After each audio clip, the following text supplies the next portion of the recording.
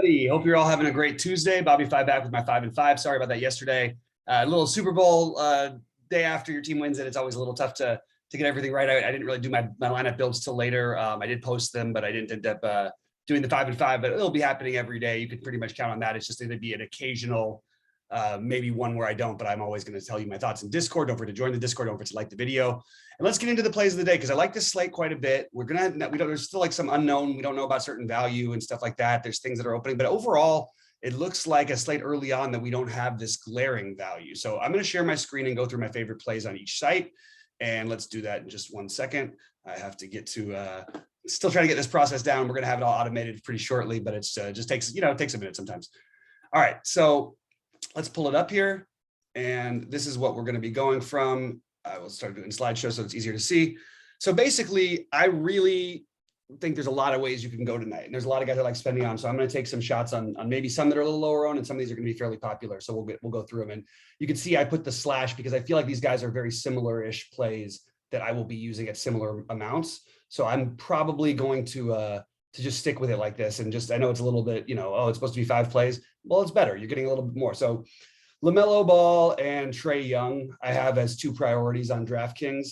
Usually I don't like to try and attack Cleveland, but Trae Young at 9,300, especially without Collins there, the usage should be really high. The opportunity should be there. You do have other guys who are making Cleveland a little worse defensively by just guys like LeVert even just being on the court. So I really like that spot, and I like the run back, and we'll get into Darius Garland in a minute, but I think Darius Garland on his own, 7,400, too cheap. Love the play, great game environment playing against Atlanta. That's a great run back for Trae, but I also love LaMelo in that game environment in Minnesota. So I think that they're both really, really close for me. I think you could say what I've got on FanDuel on DraftKings as well, and you could make an argument for Rozier, especially because he's put up 60 in back-to-back games. But that's just the way that I'm going right now, and I'm giving the edge to. We're going to need a little bit of value. It's not the ultimate value here, but Lance Stevenson and O'Shea Brissett, again, you can pick one, you can play both. Stevenson's price is too low. Even if he doesn't start, I feel pretty good about taking a shot on him. I wouldn't mind taking a shot on Washington if you wanted to get a little bit thin also in that same game. But we know that while they're, without Duarte in the current situation they're at, and the fact that Halliburton basically likes to set up other people, Lance Stevenson still has the highest usage rate on this team, even since we've had, what's his name in there. Again, he doesn't always have all the minutes, but if he plays 25 to 30 minutes, it feels like a pretty much an awesome, almost, not I want to say must play, but a guy you should really be playing a lot of. Brissett has been rejuvenated and put up 2 huge games. I'm a little skeptical on this because of the ownership, and I do think there's a bust path here, but I also think at this price, as long as he keeps putting up 40s, I think he's a really interesting play. And you'll see in a minute, I've got a guy to get away from him a little bit later on in the night, who I think is an interesting pivot. Luka/Embiid. I have these 2 ranked really close. I think I'd give a tiny edge to Embiid, but it's really hard to argue with Luka just put up 70 every single game, basically. Embiid is his sort of he's getting his last run to make his MVP case before you get Harden over there. And Philly's still trying to win games, and you got a Dallas team that matchup, not a Dallas team, sorry, but matchup wise, this is just like a good spot for him. And I feel like against Boston, even though it's a tough matchup on paper, as long as this usage stays at 40%, they just don't have anybody who has the size to compete with him. So I really like Embiid. I really like Luka. Those are 2 spend ups. I actually am using them together where I'm really reaching for some value, playing guys like Kleber in those lineups. I might even throw in a Hartenstein in one. Okongwu is another one you can use for value potentially. I think Capella is an interesting play, but I like the idea of if you're trying to spend all the way down and get these guys in, that's some ways you can go about doing so. Darius Garland, I already mentioned, awesome play at 7,400. Love the game environment. Love the run back with Trae. We've seen this happen plenty of times with Trae throughout his career. These guys go at each other. A little bit less of a exciting, like a little nerve-wracking to love Garland as much as I do when you do have guys like who do take away some of the usage from him now. But I just think that still he's by far the man on the team in terms of offense.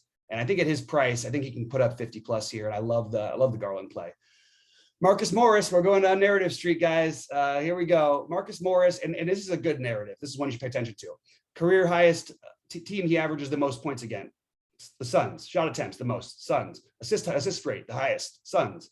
As rebound rate, the highest against the Suns. It's not coincidental. He didn't like the way things happened there for him and his brother. And these Morris guys are guys you should pay attention to. Some. It is no coincidence that he has gone out there and just beaten up on this team. It's a little nerve-wracking after the big win against Golden State, which I did not get right last night. They have they have to travel to Phoenix. That's going to be tough. But if they can hang in the game at all, it's going to be a lot to do with Morris, in my opinion. And he's certainly going to give you the opportunity, right? He's going to take some shots, unless he gets into foul trouble early or gets thrown out or something. I think he's going to take a bunch of shots in this game. And I think he gives you the chance at some upside at a guy who's going to be in the 5 to 10% owned range. I don't see it getting much higher. Maybe a little bit more on FanDuel at 5,700, but on DraftKings, I think it's going to be pretty low at 6K. So I like him on both sides. As you can see, we'll sort of go the reverse order over here. Do love the Morris play still on FanDuel at 5,700. Right now, I've got my early builds. I've got, I think, about 40% of Morris. And I'm really happy to try and take some shots where things make sense to me. And I've made plenty of money off this guy against the Suns in the past. If you're not going to play him, or even if you are, I think that Zubac is really interesting. He had a good series against the Suns in the playoffs. He went from playing, against the bigger, but they wanted to spread out Jazz. He just lost he was like out of the rotation. And then all of a sudden he's playing 35 to 40 minutes against the Suns and putting up, 35 plus fantasy points. And he's cheap enough to where that makes him a really, really solid play, even though I do worry about this game in general for the Clippers. A very tough back-to-back for them that they're dealing with here. But I do love that. Stevenson and Hield, I think you could include Brissett. I think he's going to be the popular one. And Hield definitely is more of a DraftKings player, but I'm finding it easier to get him in my builds on FanDuel.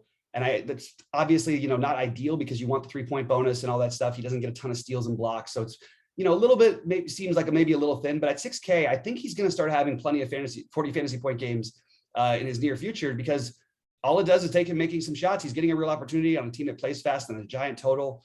I really like the Hield idea here, but I just couldn't quite squeeze him in as much on DK. And that might be because I love Morris a little bit better than I love Hield tonight, but I do like both of them. Luka and Embiid, again, priority ones. I think you could throw Giannis on FanDuel, a little easier to get him in over there if he plays. If Giannis doesn't play, this whole slate turns upside down. It's going to be, we play Milwaukee and then we figure out, the rest in that game environment. You can stack that game. But I do think that if Giannis plays, he's in play. But I still have Luka and Embiid rated a little bit higher based on the current situations and the roles they have on their team as their rosters are currently constructed. I mentioned Lowry earlier, 5,900, just too cheap. We just saw him put up a triple-double the other day. You're going to have some wide range of outcomes-ish, and he's probably going to have some ownership. But 5,900 is he could 9 or 10x the price like he just did the other day. It's just such a low number that if you don't have him and he gets there, you're going to have a really hard time making up those points. And I think he's a really strong play. And, probably going to be pretty high owned, but I still think it's a really, really awesome play at only 5,900. And then I have Ball and Rozier over here. I think Rozier is harder to get in on DraftKings also. He's been going completely nuts, back-to-back 60 fantasy point games, 60 DK fantasy point games. And if it's not going to be Ball, I like Rozier. I think you can play them together, but I think the ideal way would play, maybe if you're going to play, because I like other guys in that game. So Bridges, you could play a Bridges, Russell, Rozier lineup. You could play a Ball, Washington, just mixing these guys in that great game environment is what I'm going to be doing. But these are the ones I'm siding with the most. It does feel sometimes it feels chasey with Rozier because he's got a high range of outcomes, but the ceiling is so high. I think we could still keep going after him at 7,500. So that's a real quick rundown of how I see this slate. Obviously subject to change. We will be with you guys at 6 Eastern. And, again, it's an hour and a half before lock. We're going to do it today, but overall, we generally do an hour before lock. We're trying to make it happen a little bit earlier to maybe not overlap with other shows, make it us able to build our lineups.